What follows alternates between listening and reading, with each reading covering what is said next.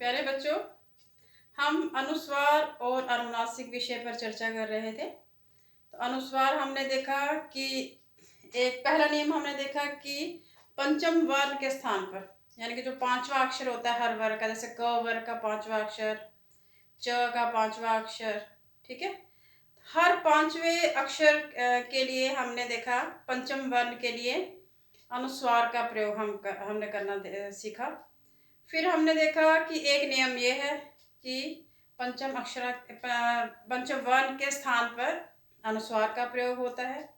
दूसरे नियम में हमने देखा कि सम जो है, सम उपसर्ग के साथ अगर य र ल व आ जाता है या श श स ह आता है तो तब हम अनुस्वार का प्रयोग करते हैं, जैसे सम प्लस कल्प, सम प्लस लाभ, ठीक है, सम प्लस सार, संसार।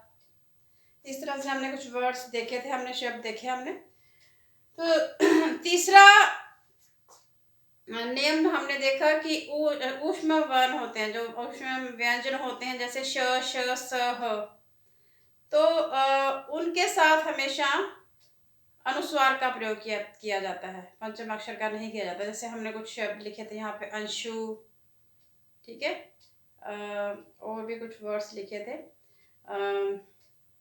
तो उसमें हमने देखा कि हम न का प्रयोग नहीं, अब हम उसमें पंचम वर्ण का प्रयोग नहीं कर रहे थे। जैसे हंस देखा था हमने कि हंस शब्द है जो उसमें हम कभी भी पंचम अक्षर का प्रयोग नहीं करते हैं। जैसे हमने देखा अंशु, इसमें कभी पंचम अक्षर का प्रयोग नहीं होता।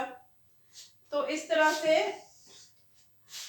तीसरा हमारा नियम था कि श श स ह, ठीक है, यहाँ पे ऐसे अक्षर जब आ जाते हैं तो उनके साथ क्या होता है, अनुस्वार का प्रयोग ही होता है। उनके साथ कभी भी पंचम अक्षर, पंचम वर्ण जो है वो नहीं लगता, ठीक है। और अनुस्वार का प्रयोग कहाँ कहाँ होता है वो देखते हैं। चौथा नियम चौथा नियम है कि शब्द के अंत में अनुस्वार की स्थिति शब्दांत म अनुस्वार के रूप में लिखा जाता है, जैसे स्वयं, अहम। अब अंत में कैसे लिखते हैं, अंत में कैसे लिखते हैं, म की साउंड देता है, स्वयं, अहम। हमने देखो ये शब्द जो है संस्कृत में हम अहम ऐसे लिख सकते हैं, ठीक है, संस्कृत में हम ऐसे लिख सकते हैं, लेकिन हिंदी में हम ऐसे ही लिखते हैं, ठीक है। स्वयं हम इसी तरह से स्वयं म हलंत लिख के हम संस्कृत में इसका प्रयोग करते हैं, लेकिन हिंदी में हम स्वयं अनुस्वार का प्रयोग लिख के कर सकते हैं, अहम अनुस्वार का प्रयोग लिख के करते हैं, ठीक है। ये चौथा नियम हो गया। पांचवा नियम देखिए, अनुस्वार किन किन स्थितियों में नहीं लगाया जाता। अब कब नहीं लगता ये भी देखना है आपने, कि जिन शब्दों में भिन्न भिन्न नासिक के व्यंजन एक साथ प्रयुक्त होते हैं। नासिक के व्यंजन कौन से होते हैं, पंचम अक्षर जो होता है ना, पंचम वर्ण, लास्ट वाला वर्ण जो होता है, जैसे हमने किया था न्य, ण, न, म, ये पंचम अक्षर है। तो पंचम अक्षर पे उसी को कहते हैं नासिक के व्यंजन, उन्हें कहते हैं। कहते हैं कि जिन शब्दों में भिन्न भिन्न नासिक के व्यंजन एक साथ प्रयुक्त होते हैं या पंचमा अक्षर द्वित्व रूप में प्रयोग होता है, या जो पांचवा पंचम अक्षर है ना वो 2 बार प्रयोग होता है, तो हम क्या करते हैं, हम दोनों को लिखते हैं, फिर हम उसकी जगह अनुस्वार नहीं लगाते, वहां अनुस्वार का प्रयोग नहीं होता। जैसे जन्म, न भी पंचम अक्षर है, म भी पंचम अक्षर है, ठीक है, हमने न भी लिखा, म भी लिखा।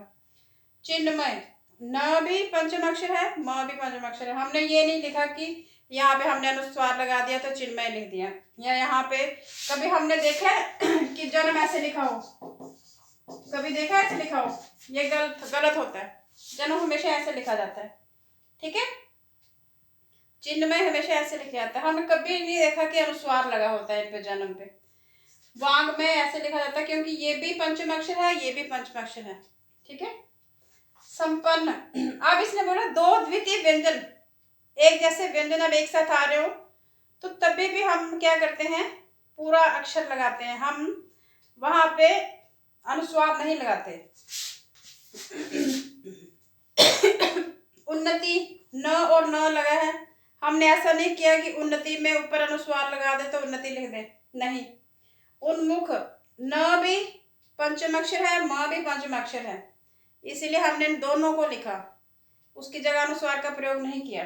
नेक्स्ट देखिए, सन्मार्ग न म पंचम अक्षर है, न भी और म भी पंचम अक्षर है, इसीलिए हम दोनों को प्रयोग कर रहे हैं। हम ऐसे नहीं किया कि अनुस्वार का प्रयोग किया।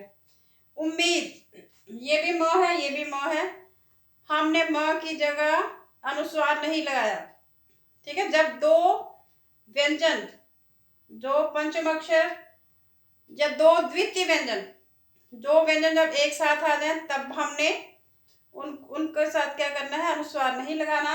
जब दो पंचमाक्षर एक साथ आ जाएं तब हमने अनुस्वार नहीं लगाना, उनको पूरा प्रयोग करना है।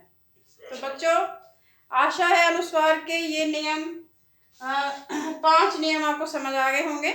अगला नियम हम अगली वीडियो पे चर्चा करेंगे उसकी। धन्यवाद।